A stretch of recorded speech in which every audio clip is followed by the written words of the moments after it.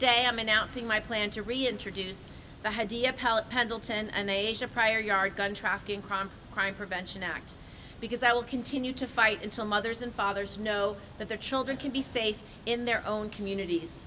By thanking our Brooklyn Borough President, Eric Adams, for hosting us.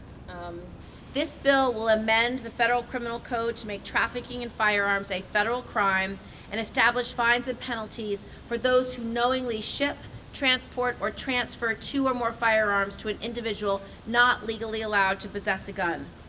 This bill would also go after individuals who act as organizers of gun trafficking operations involving 5 or more people. Who started the trafficking of the gun and the kingpin who's creating this gun trafficking network. We know that almost 90% of guns used in crimes in New York are trafficked from out of state. These guns travel up the iron pipeline along I-95 from states like Florida or Georgia or Pennsylvania, where gun laws are far less strict and access to weapons is far easier. Yeah, so today, let's say a gun is trafficked from Georgia. Right now, there is no federal law that defines gun trafficking across state lines as a crime.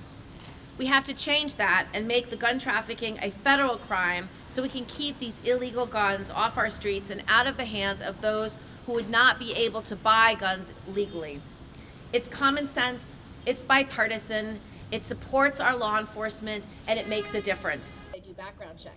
And so what's happening in this 1% of bad gun dealers is they're just... Every year there are more than 800 gun deaths in New York State.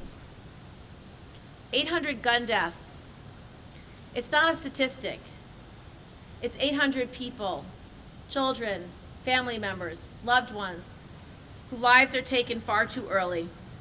So we cannot be complacent about these deaths, and we cannot become inured to gun violence. And